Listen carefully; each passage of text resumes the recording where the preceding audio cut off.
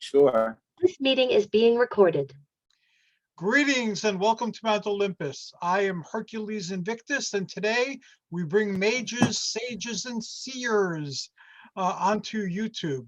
Our first guest is Khamuast, an Egyptian high priest, and he will be sharing with us his journey and also his latest project, which I am very happy to hear about. Greetings, Khamuast. How are you? I'm very well. Life, health, and prosperity, my friend. Good to see you again. And to you as well. Now, you've had an exciting journey, one that's lasted very many years and has taken you to the very heart of the pagan community, and you're considered an elder here in our neck of the woods. Would you care to share a little bit about your journey? It's a long, long journey, which started probably around 1961. We moved from Long Island, from Brooklyn to Long Island. The house we moved into in Uniondale, Long Island, is haunted. There was a little boy, his name was Frank Cohen. He was 9 years old when he died, and he haunted the house. My parents had no clue, but his mother, who sold us the house, knew. And that was the beginning of strange things going on. From there, I encountered different energies and things, and my neighbors the neighbors in the neighborhood were also part of a coven. So I began my magical journey as a very young boy. I entered the neighborhood coven, shall we say, the Grove, in 1972. I was almost 13, and I became a neophyte. My book, which will be out shortly, is called Neophyte Flight, which is about what it takes to grow up as a magical child. And It was an amazing journey that way, to learn where your ancestors come from.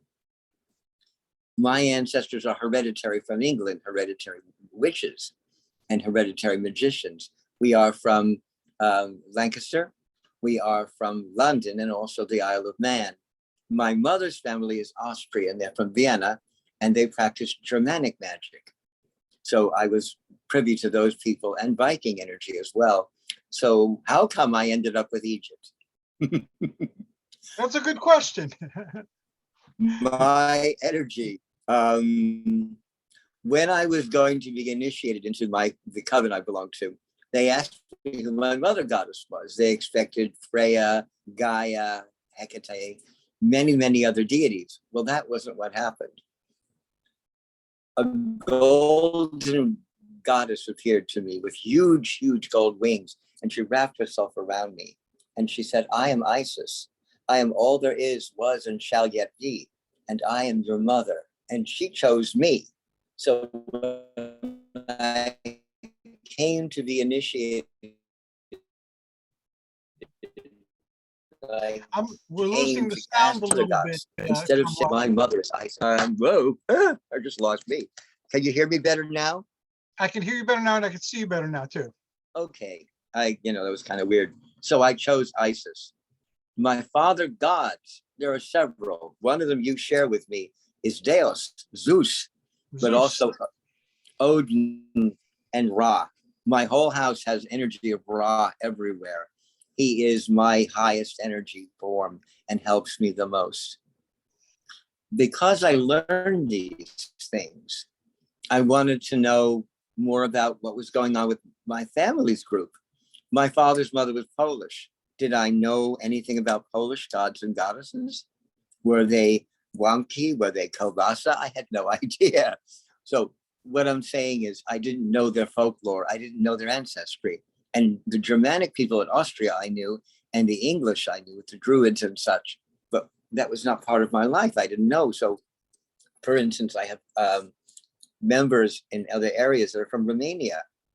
Some of the Romanians, their ancestors were Romans, so they know the Roman gods and goddesses. But what was there beforehand? What was there in Hungary or in Luxembourg? We don't know. So this is one of the things I'm trying to do. I'm establishing something called the Center for Ancient Knowledge. I've been doing this for many, many years, but we want to create a sanctuary, which is what we were getting to, Hercules. A building, a temple, a library where people can worship on their own, of their own, a free place, a free space where pagan people can work always. Hopefully COVID-19 free. And we will, yeah, right. So we're going to make sure that we have a place, but that's what I'm looking to do right now. I want to have a home for all of us. And I do mean all of us. I want so that you who are Greek, or you who are Gardnerian or Egyptian or Roman or Viking, what have you, African, Asian, you have a home with me. I want to be able to work with that kind of thing. So we have a database for all the folklore, the stories of our ancient deities. And I don't like the word mythology. I told you that. To me, the Judeo-Christian world says mythology means it's fake or it wasn't real. Well, we know better, don't we, Hercules? Well, of course we do. These are the ancient tales. These are the traditions, and they contain a lot of coded information. And once you learn how to uncode the information, they're full of wisdom that's very practical and very illuminating. But yeah, you're very right. People think of the myths as stories, as something frivolous, but they really are not. And we have psychologists who've shown us that, the transpersonal psychologists, starting with Freud, and then Jung, and mostly Jung, and then with Hillman and others, they showed us how these gods are alive within our psyches. A lot of what pagans described as their experience is transpersonal. This is very important. It's deep within yourself. You know that I believe in reincarnation. I certainly don't look like an ancient Egyptian now. If I look anything, it's mostly English, eh? But in my soul, I know that my family, my ancestors walked with the pharaohs. My inner soul walked with the pharaohs and the priests and priestesses. And this is what I'm training people to do. Find that consciousness. I teach that in my PhonoWizard classes. Find your inner consciousness. Go through what I call a past life journey, which I can teach people. But I'm training priests and priestesses and scribes and high priests and high priestesses who will work in my particular tradition. However, as I said to you earlier today, I want the sanctuary to have people, representatives, almost like a pagan UN. I'll put it that way. Representatives of the representatives of the various different sects that can teach what we know in this protected holy sanctuary. And I'm going to keep the space blank so that when a particular group comes in, they can open the altar and use it as they would, bless the circle, purify it, and then of course clean it before they leave, which would always be nice to remove any spiritual residual energy. How do you feel about that? I think it's very interesting. So you're going to have basically a generic temple area that will be free of symbols. And then people can come and use and put up banners and flags and all sorts of things that will give the space, make it a sacred space for them personally. And then at the end, they'll clean it up and for the next group or individual to use. That sounds like a great idea. Are you thinking about like renting a space to start, or are you looking to buy a house? What I'm looking for. Go ahead. What I'm looking for, because I am an ordained minister, of course, as most of us are. I'm looking to find a building that we can acquire. I'm looking for grants, endowments, donations that will help us build the sanctuary. Somebody said something about doing GoFundMe. I had trouble with that. I tried that. It wasn't very good for me. I have Venmo. That seems to work better. You can bring a contribution or what have you right there, and it will go into a temple fund, which is what we're looking for. That will not be touched except for the building itself. I have some finances and things myself now, but we're going to need help. And also, with different memberships, if they want to put a contribution in, if they're built using the space, they can sort of rent the space at a certain time too for a certain amount. We'll see how that goes. I also want people to gather folklore for us. So we do have traditions from all the different gods and goddesses and what have you. And so people can use it as a reference library. So you're going to have the information on like in a computer, but also I'm assuming you're going to have a library with actual books and Yes. other I have media. over the years collected things. And of course, I know many other people have grimoire and things that they might want to share. The trouble with this century, these last 2 centuries, is we've lost so much. Think back to even further when you had the missionaries and conquistadors and what have you, who killed thousands and thousands of people in the name of God, burned at the stake because you didn't believe in the one God. I have many gods and goddesses, don't you? Somebody says, God Yes. bless you. I always say, which one? The gods are like my ancestors, so I view them the Exactly. same way. They're part of my extended family. I cannot think of a day that goes by that I don't have contact with Isis, Osiris, Tehuti, Bast, all of the people, Zeus. When I go outside and it's snowing, I honor Odin because I know that's him doing that. And I take great pleasure in the fact that Odin is bringing the rain. When I see the full moon in America, whatever America really is, I think of Silver Bells. She is the Iroquois grandmother, and she's the moon in this region of the world. I believe also all of the different regions of the world have watchers.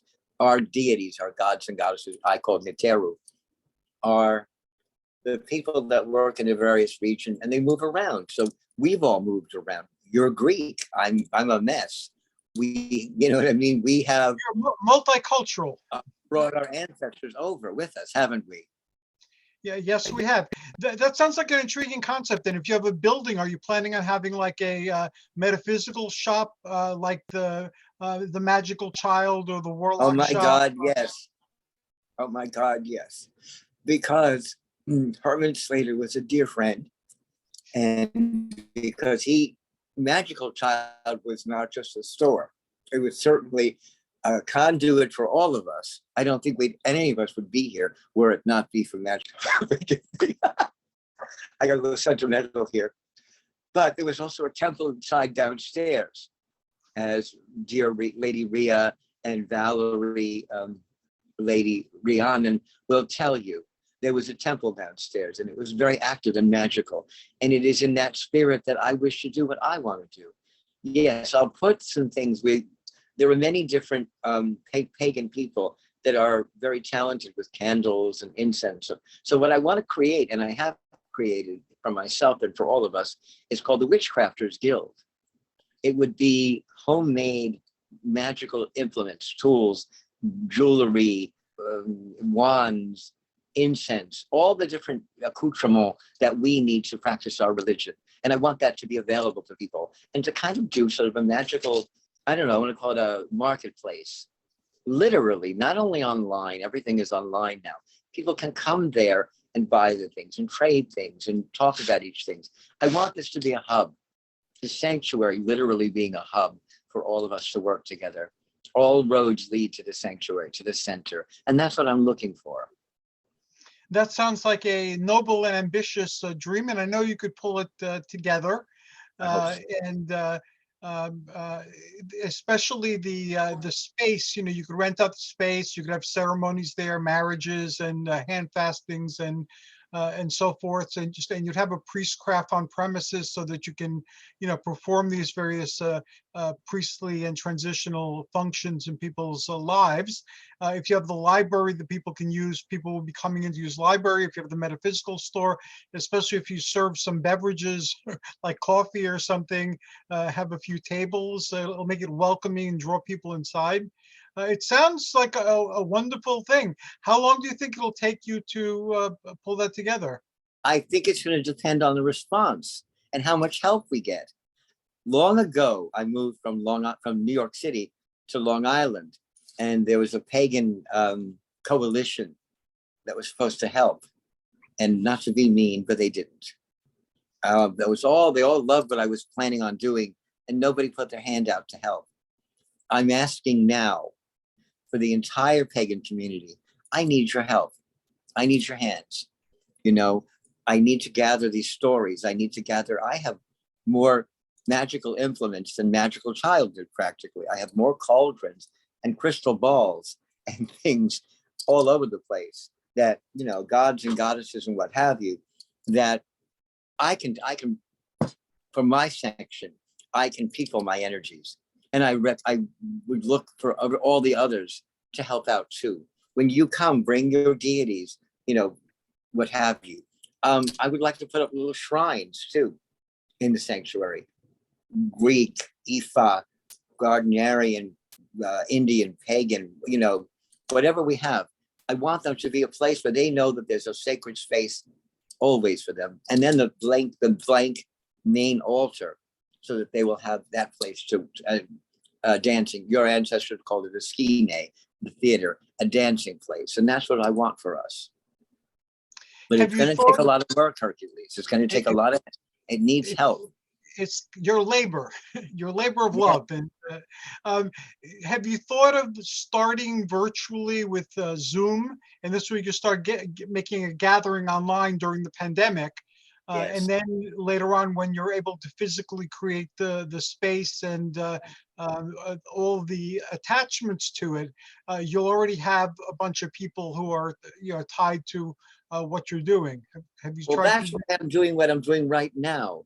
I'm opening the door, and we're hoping we're going to zoom forward. Yes, and make this happen. But you're right. There are more. In the 1990s, people were building, you know, online grimoire, books of shadows that were in the computer only. No more, you know, virgin parchment with dragon blood. All of a sudden you had it, you know, with icons and such. Now, because of this horrible virus, we do need to do meetings online like this. And this is something, when you brought this to my attention, I said, my goodness, we need to do this. And it makes it worldwide. That's how Phone Wizard is. I don't, my reading of tarot and past life and what have you, I don't have any limits. I'm literally one phone call away or one Zoom away. I can be with anybody, anywhere, at any time. Right. Yes, we've obliterated time and space, so like they did in Atlantis.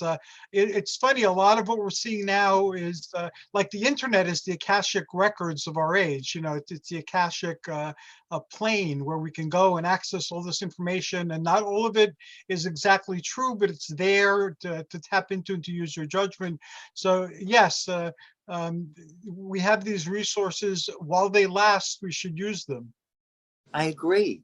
Before, God knows, we lose energy and things. We need that. I mean, we have to make it a solar powered Zoom, I think, or a star powered or something. You know, I wish we would stop using things like oil, but that's another time for another topic for another time. What I'm looking now for is, if someone wants to be a scribe or a priest or a priestess or a high priest and high priestess and learn those levels, I am here to teach them. I have been doing this, as I said, since the early 70s. So I'm a little good at it. And I've been, you know, I worked with many different groups and things. I mentioned to you earlier, the Fellowship of Isis. I've been a member there, or I was a member there since 1977, when I was initiated there. And the Circle of Those Who Know, which was the coven I came from, and the Circle of Bast, which is another one I joined. And I am the founder and high priest of Ferneteru. Ferneteru means the house of the gods, of the ancient Egyptian gods. But I think of Neteru as all of the pantheons. It's just an Egyptian word meaning pantheon. So be it. What I can do personally is I'm thinking as you're speaking. I could definitely donate some books. I'm going through my books now, and I've accumulated a lifetime full of books. We had a flood that destroyed a big chunk of my library, but I still have a lot of books. So I could donate some books toward your endeavor that are mythical and spiritual or metaphysical and even occult type of books. I can invite you onto Mages, Sages, and Seers so that you can let people know of your progress and what you're currently doing, and you can invite people to get involved. And when you're set up, whether on Zoom or in a physical location, once the pandemic is done, I'd be glad to come over and do some workshops or classes or something. So that's something I can personally contribute, so I'll gladly do it. I worked with many psychic fairs over the years. I was with the Eyes of Learning on Long Island, programs for human development in Greenwich, Connecticut with Robert Stimson. I did all kinds of things with Michael Goodrich, which was Cosmic Contacts. But I was with Rala Nordic, who's very famous, and Bill Case and Rock Kenyon, and many others, Kendra Orr, many other famous psychics. And I was well known for my tarot. The lines around my table went around the corner because people knew what I said was accurate. I also do, I do work with life readings and past life readings. That also can help you learn what's wrong with you now. I had a problem with my neck. I didn't know why, and I was hanged. And that was why. That'll do it.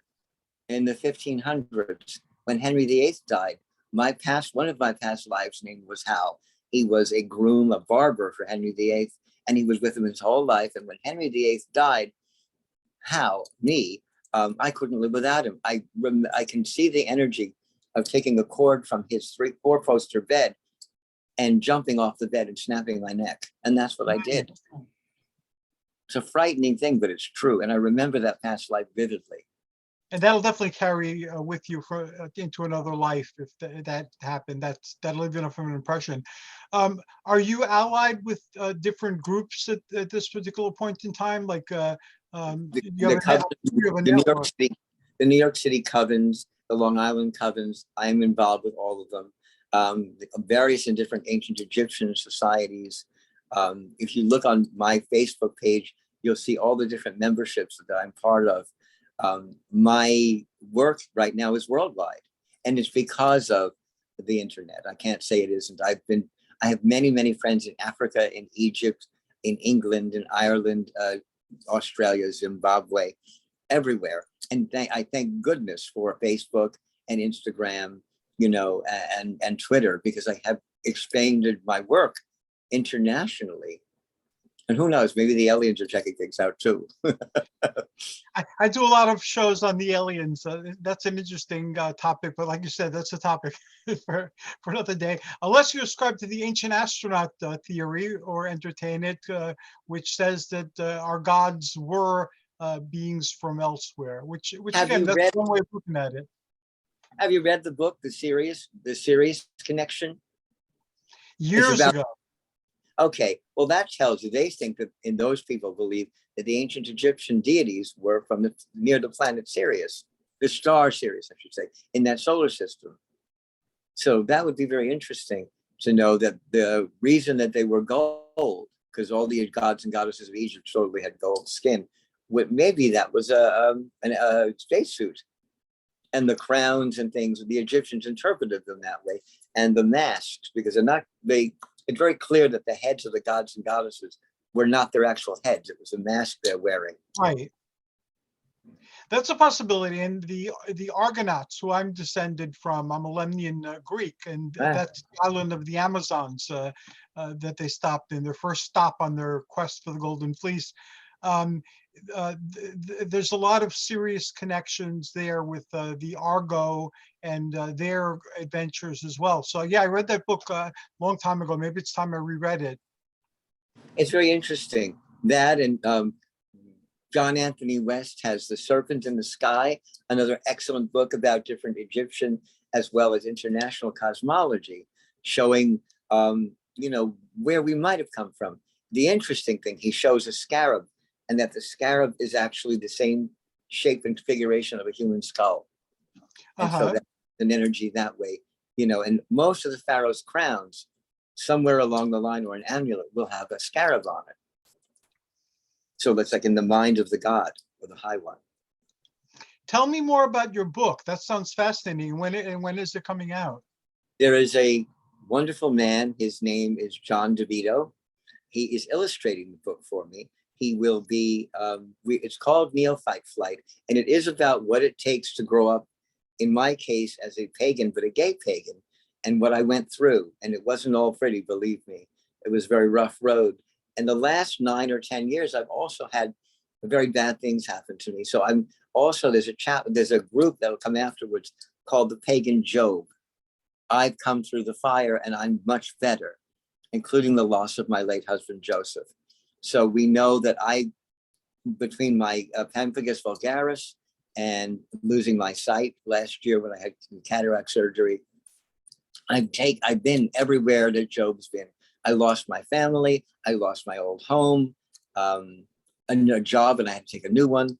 And I'm here in Newark. So, I mean, I've been through a lot, and this is showing people perseverance. It takes a lot more to knock me over, and it's not going to happen. Good. That's the spirit. Are you going to have your center in Newark? I don't know. I don't think so. I don't know where that's another question though. When we can find property, we'll move from there. There are old buildings in Newark. I'd love to. There's one in the middle up middle town. I'd love to occupy. There's also some places in Ronkonkoma. I don't know if you want to go out that far. I'm hoping to find someplace central. Somebody even suggested Staten Island. That's hard to get to, some different places. Yeah. I don't want to do that. I'm thinking either, if I can do it, here in New Jersey somewhere, Long Island somewhere, or if it's possible, somewhere in Manhattan. I want a centrally located place, and that's not easy. Edgar Casey was writing about things. He said Virginia Beach. Well, that's certainly not, he said that's the only place that's safe in the whole world.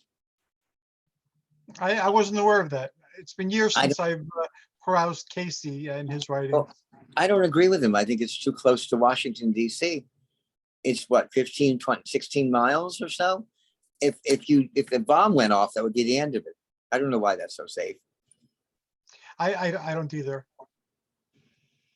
I mean, That's amazing that you're doing all this, and you've been through all this, and now everyone gets to a point in their life where they're ready to let go of the things that aren't who they are, and to basically fulfill their life mission if they've found it. It sounds like you're at that point.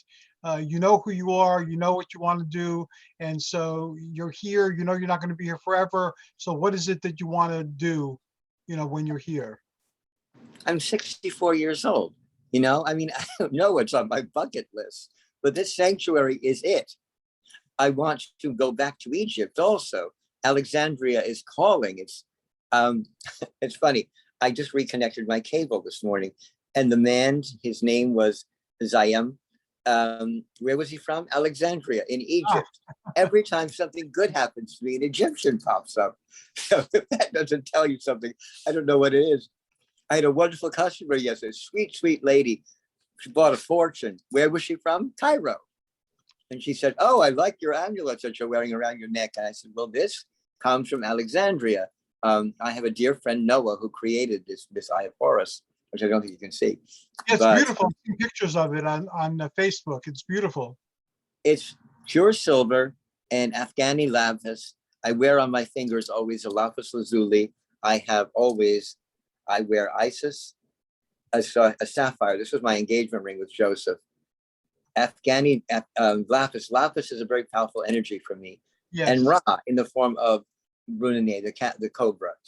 So I'm always surrounded by my Kemetic, my Egyptian energy, And as I said, I do have other deities I work with as well, but my heart, my soul is Egyptian. Now, if people want to get involved, one level is by donating money, either to Venmo or to one of the other GoFundMe or GoDaddy or whatever. I'm not familiar with them yet that much either. Venmo is the best way. The other ones take a fee. I'm trying to give this to the company, to the energy, to the temple alone. I don't want somebody grabbing from it. I want to be able to create a fund. When we have enough cash, I'll put that in a bank that will be in an, I guess, what do you call it? Escrow account for the temple specifically only, and to be touched only for that reason. I have enough, not to sound arrogant, I have enough money on my own that this isn't for me. This is for the temple. This is for the community. In New Jersey, it's inexpensive to incorporate for a house of worship. Yes, it is. $5 or so. So I'm assuming you're going to form a 501c. Yes, yes, and yes, later on go for the 3 status so that you're tax exempt. yes. And the steps you need to go through to do that are pretty well spelled out on the Jersey government page. So it's not that that won't be that difficult. So okay, you move in that direction. You set up a Venmo where people can fund it, and I'm sure you're going to have events to raise money as well. Like That was what I was getting at before. I'd Okay. like to create psychic fairs. Now, we do have a very beautiful Hilton Hotel here in Newark, and they have boardrooms and what have you, meeting rooms where we can do things.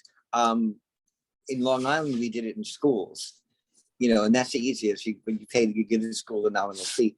I don't know that would work here, but I know in hotels and things, even by the airport, which is so easy for everybody to get to, there are plenty of places where we can, create that. We'll talk about that after the Zoom. But if anybody's interested, it's easy to contact me. You can get me, of course, on Facebook, Michael K. Waterman.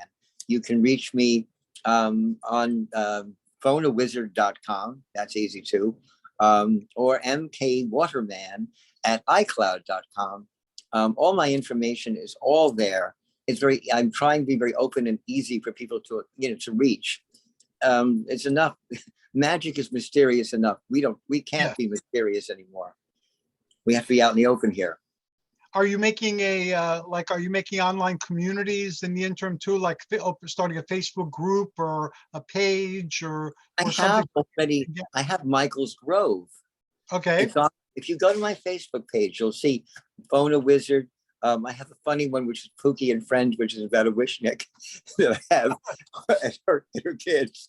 I have my artistry book, Makeup and More.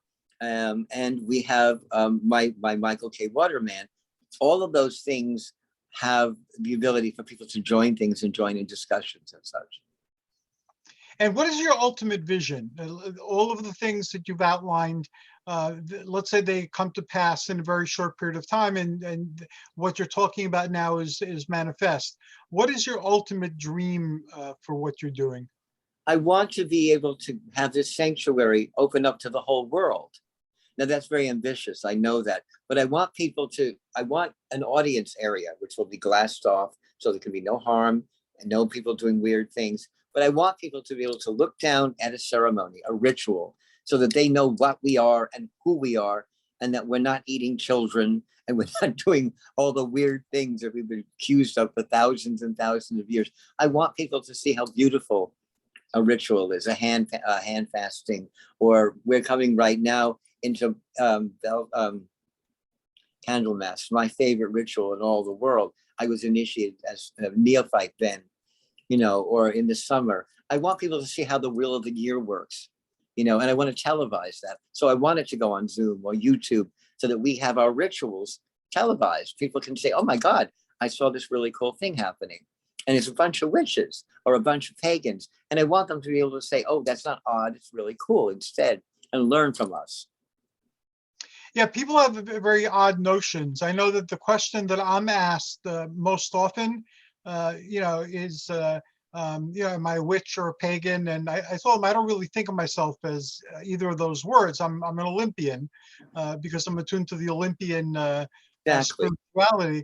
And then they want to know if I dance around naked in the moonlight. And it's like, if I do, it wouldn't be outside. But not in January, no. that is the number one question that I've been asked over the years, so more so than any other question.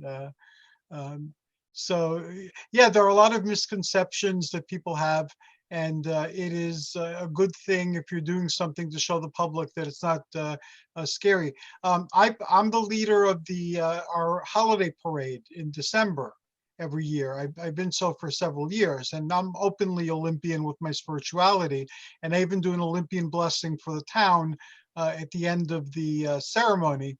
So again, there's nothing scary or odd or disturbing about it. It's just a blessing, and they've had people from other spiritualities there, rabbis, imams, and priests of all sorts. So it's just one more blessing on the town. And the more we have of that, of people seeing that, we're spiritual, we're people, and these are our spiritual beliefs, and we are a force for good in the community, the better it'll be. So I agree wholeheartedly with what you're doing. My dear friend Alexander Khamuast just wrote a beautiful book called Touched by the Goddess about his experiences becoming what he is now, which is a very, very good pagan elder and high priest. It's a beautiful book. I'm putting in a plug for him because he is a very good force for pagan energy and pagan activism here in the world. And he's a dear friend. And I know you do amazing things. And Lady Rhea in New York City. Awesome, yeah. She's in Alex is the awesome too. I don't know, I've met Lady Rhea in the past. I haven't met Alex, but Alex and I occasionally send notes on Facebook to each other. Alex and I talk almost every day. He's a very dear friend. Rhea I've known since Magical Child days, and Carol and dear Rhiannon, who I do know as Valerie, but Rhiannon, she is to me everything that a high priestess should be. When I first saw her, I tell everybody she was coming out of the closet, literally, in Magical Child, wearing a long robe and a beautiful brass circlet on her head. And I looked at her and I said to myself, that's what a high priestess, a pagan high priestess, looks like. She was the epitome of the goddess to me, and she still is. She's another dear, wonderful person. Magical Child was my some kids played in playgrounds. Michael was spent most of his time in Magical Child from the time I was 11 until Herman closed the store and he passed. That was my conduit to the universe, and it taught me a great deal. And I want to teach what I know to everyone now. It's important. I've been doing it for decades, centuries, listen to me, decades. But now it's because I am in my bucket time, I'll say, it's time to get this out there and make it go and make it work. And this is what I'm pitching and opening the door to help to make the pagan community better and stronger. This is not for me personally. This is for the entire community. I have always been that way. As a high priest, your duty is to your community, to your people. And that's the first thing I think of every day is what's going on with my people. And then I make breakfast. There you go. Now, you're going to be starting a show also. Can you please share some of your plans for your show? Because I'll definitely link to it when you get it. What the show will be is what I was talking about earlier. Training scribes, membership, basic membership, scribes, priests, priestesses, and what have you, teaching them how to do the rituals and what holidays we celebrate, what tools you need, what books you want to read. I have a reading list. I have a tool list. I want to teach people about the right incenses. I want to teach them about, I'm always big on my amulets. I want them to know why we're wearing these things and what they can do and how you can empower them so that you have strength. This is only a piece of silver till I make the energy happen. A rock is a rock, but sometimes it turns into a crystal ball, doesn't it? Right. So that's what we have to do. And that's what my show is about, the magical empowerment of Egypt. That sounds exciting. Will it be a daily show, a weekly show, a monthly show? I'm not sure about that. I'm going to speak to another great influence in my life, which is to Tracy Regula, who wrote the book on Isis. And she is she does a daily thing, and she's on Facebook. I'm not sure if I can do that because I have a very heavy work schedule, but I'm going to retire in 2.5 years, God is willing, and I'll have much more time to devote. But I think what I would do is do a Sunday show. People seem to be off on Sundays, and that would be a good way a good time to do that. We lost what sound say there. you both of Zeus? There it is. That sounds exciting, Khamuast. I'm amazed. That's a great thing you're doing, and it's certainly a worthy thing you're doing, and one that should be supported by everyone.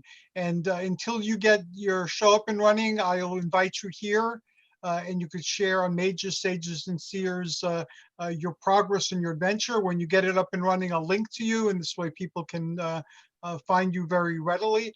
And in the interim, I will, as I'm going through my book, start making a temple pile, and then when it gets to like 5, 6 books, I'll get your address and I'll mail them to you, and Okay. we'll do that in the interim.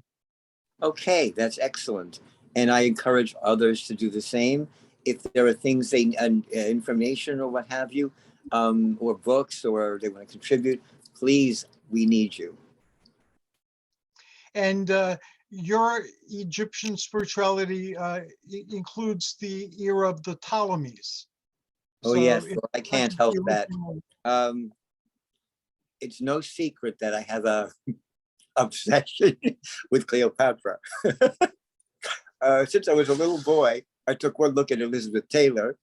I was smitten, and I believe I couldn't help it. How many people do you know look like that? I mean, I'm terrible. She's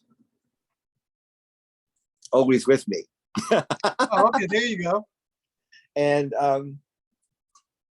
I thought that Isis came through Cleopatra, and in that energy to me through Liz Taylor. And I saw that energy, and I knew she was an actress and all that, but there was something more going on. My uncle was an art history teacher, my Uncle Lloyd, and he brought me to the library, and I learned everything I could learn about Cleopatra. In fact, you'd be happy because she's a Greek. Mm-hmm. And then I studied the Ptolemies, and I wanted to know more about where that all came from. And then I fell in love, hopelessly in love with Egypt. And there began my journey in the East Meadow Library, Long Island. I was looking at things. My uncle took me to the Metropolitan Museum, and I felt like home when I stood in front of the Hatshepsut Sphinxes and all the statues from Amenhotep III, Akhenaten's father, and pieces from all those things. That was my home. That was where I belonged. Hieroglyph made more sense to me than English alphabet. I knew from inside my core that was where I'm from. Didn't you feel the same way about the gods of Greece? Oh, of course. When I went to Greece, and I actually stood in the ancient locations, and in the Metropolitan Museum also, they have a large Greco-Roman section. There too, I feel very much at home in those places. And even in Egypt, at the temple, the Derendera Temple that they have set up over there, I felt very much at home. I felt like I connected with something that I was familiar with. The Derendera Chapel, it's actually just a chapel, wasn't even Egyptian. That was built by for Octavian, for the governor. If you read well, you can't, but if you could read the hieroglyphs, it says it is for the governor. It shows all the gods and goddesses of ancient Egypt bowing themselves before this Roman governor, which I'm sure the gods were turning over in their temples. Yeah. But it doesn't even, all the figures are rounded. They're not that sharp energy that you got in previous Egyptian dynasties. They followed the Ptolemy work. It was probably something the Ptolemies started. And the Romans, of course, being Romans, took over.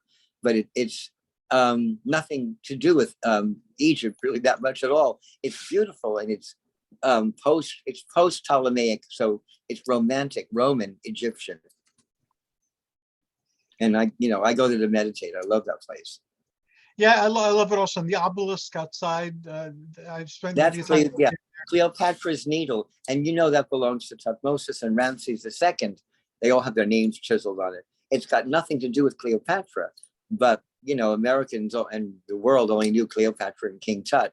So, but they say, and I don't know if it's true, that Cleopatra had Julius Caesar take 4 obelisks from Karnak, the great Karnak, the Luxor temple, and bring them to Alexandria. And then, of course, they say Napoleon brought this one to New York City. There's one in Rome, there's one in Paris, and there's one in London. So they're all beautiful. The one in Rome has a cross stuck on the top of it, which as an Egyptian, I'm mortified. Now, Are you in touch with, you are in touch with other Egyptian organizations? Yes, I Uh, am. Is there any movement towards making a unified Egyptian uh, hierarchy or? um, I don't know that that's going to happen. I don't want to bump heads or knock into people. Different sects have different traditions started by different peoples. There are Kemetic sects that follow Ra. Some will follow Anubis. They don't have all of them are not all the deities. I'm different. I do have the great Anid, which is Isis, Osiris, Set, Nephthys, Horus, sometimes called Ra. But I follow all of the deities. The great Anid is the, I'll call it the Osiris family. But of course, there's many others. Some follow only the god Ptah, the great architect. Some are Thoth or Tehute, the great Hermes Trismegistus, the great magician. So, and there are some that follow only Vast. So there's a bunch of disjointed things going on there. My reason for the center also is that they can all kind of work together and talk together. So you're saying to the world what I'm trying to accomplish, continuity, without being a dictator, a dilettante. I don't want to say, well, I'm the only high priest. That's baloney. There are so many different sects. I just want them all to share. So that's my goal.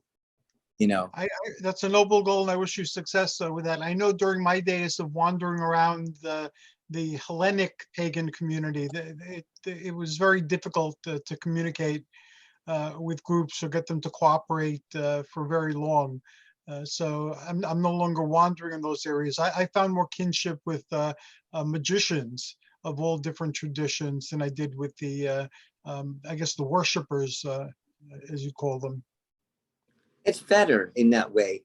I'm an old sorcerer, let's face it. And there is an energy, a magic to that I think is even different than paganism or Wiccan or witches. There's being a sorcerer, using all of the energies from all different elements. To me, it's comforting too. But when I look to spirituality, then I look to Egypt. I can't help it. It's so far deep in my soul that if you cut me, I'd probably have a scarab and not a heart. And what you're voicing now has been voiced by very many that I've spoken to on this show and on other shows and in life generally, that you get to a certain point on your religious or spiritual journey where you realize that it is all the same, but that you have a cultural preference, and that's where you feel at home. That's where you feel stronger. That makes more sense to you. That communicates with your soul. So that's where you operate from. And with you, it's definitely Egypt. With me, it's definitely the Olympian countries of Greece and Rome, and a little further afield into the Near East. And that's a good place to be, because you're not in a place where you need to convince anybody that you're right. You know that yours is not the only way of seeing the world, but this is what's worked for you. This is what's fulfilled you. This is what's filled you with joy, that's given you purpose and direction. So that you'd like to share, because why not? You should share it. Egypt has at least 500 gods and goddesses.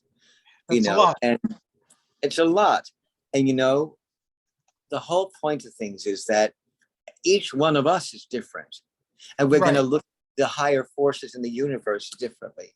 So why shouldn't there be a facility, a place, a part of you that is different than everybody else? And I never say my way is the only way or my way is a better way. I'm not going to get myself in trouble, but we do know that there were many, many, many sects recently as 2,000 years ago that decided that burning people at the stake was a good way to say, well, you don't believe what we believe, you're going to die. And that's from a loving God, a gentle God, a caring God. Right. I don't think so. It wasn't the deity that said that. It's the angry, selfish, vicious, selfish humans. It wasn't the deity. I don't blame deities for things like that. We have free will, don't we? And if you're a Greek, of course, free will. So if we make bad choices, bad things happen. And they have. We've had nothing but wars, and this is not the only plague we've had, has it? We've had bubonic, cholera, what have you. COVID. COVID-19, yeah, AIDS, all of those things happen from negative energy too. So we got to kind of get this together again and make things better. In Greece, there's a belief, I've heard it from many mouths, so it wasn't just from my strange little island where I come from, but the belief was that when Christ came to Greece, Aries co-opted him. And that's why Christianity became a religion of war and conquest and all the other aggressive stuff, because it wasn't Christ, it was Aries. And that was believed in my childhood, at least. I heard it from very many adults over the years when I was growing up, that Christianity is a religion of Aries. Do you believe that? I'm not a Christian, so it doesn't matter what I believe about Neither am I. I don't. I'm an Olympian, so I don't know all the truths, but what I know is enough for me. It's sufficient. Let me put it this way. All those, I'll call them over the Sinai religions, every time there was a problem in a certain, Palestine, I'll put it that way, because it was called Palestine back then. They ran to Egypt for help. Oh, they were all starving. Where'd they go? Egypt. Or, Jesus and Jesu and his family were being chased by Herod and, to be killed. Where'd they end up? Egypt, in the temple of Isis. My goodness. But Egypt is bad to those people. Egypt's a very bad place. I don't think so. And it annoyed me. I don't want to get political into things, but it annoyed me for centuries that, everything was always bad over in Egypt. But when you needed help, that's where you went.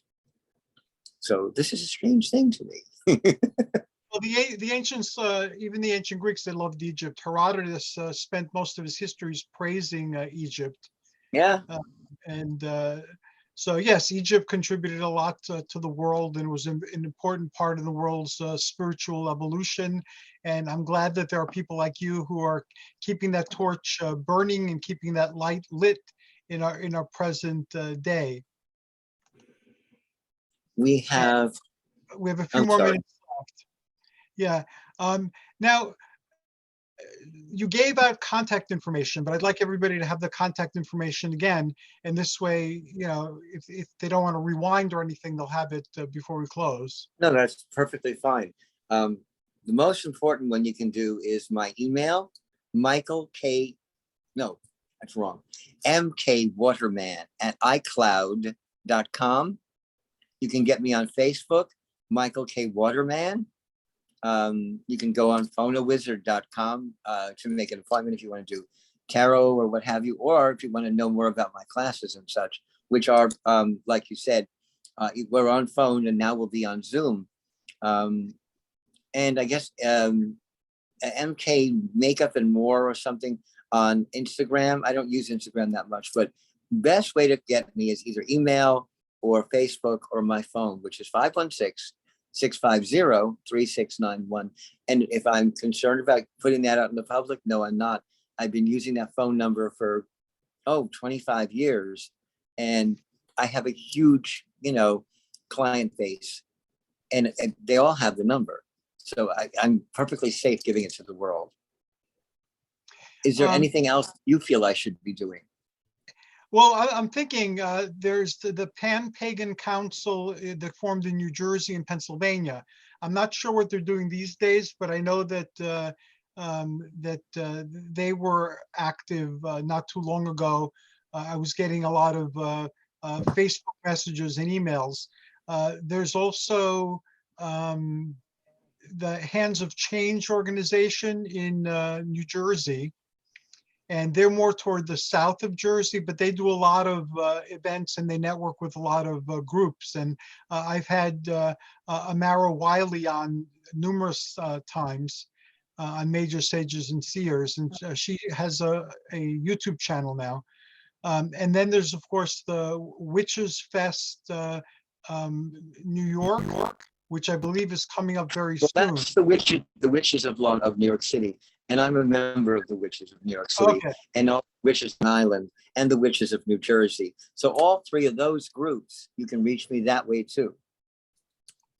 Okay, awesome. And so I'm expecting to watch this grow, and we will devote episodes of Mages, Sages, and Seers toward witnessing that growth and sharing it with people and inviting them to get involved. And when everything's up and running, I'll gladly provide links when you have your account set up so people can contribute, and you have your 501c. I'll gladly link to that as well. And let's see what we can all do to make this happen and to turn it into an eventuality. You mentioned your bucket list. Aside from this, anything else that you'd like to create? Well, I have my ushabtis. Those are my custom made. I can show you later on, not now, but Okay. I make ushabtis as they did in ancient times that look like the people that work with. I want that to grow also. They are little figures that you use to put things into the universe. I have many people that have them. I have right now a waiting list for them because I was missing certain materials. They're hard to get. They're from Egypt. So I now have those, and I'm making those happen too.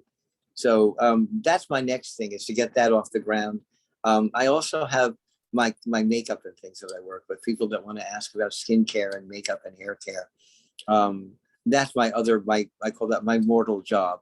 And I do that too every day. So you can reach me that way also. I'm found in Chelsea at Harmon Face Values. I wish you the best of success. It's always a pleasure speaking with you. Alas, both of us are very busy, so there's rarely the time to indulge. So I'm glad we have the show because we had a chance to have a lengthy conversation. And, I will definitely follow what you're doing. And in any way that I'm able to direct attention to you, I will gladly do so. Thank you. You're as wonderful as Croesus was. You're a great king, and I appreciate your energy and your help and your input, Hercules. You're a dear friend, and I'm grateful that the universe introduced us. Same here, and thank you for your very kind words. And thanks to everybody who tuned in tonight. Whether you clicked on a link and found yourself here, whether you called and you're listening in our queue, or whether you're going to join us later on YouTube. Until next time, this is us wishing you joyous journeys and amazing adventures. Thank you for being here, and we'll be back soon.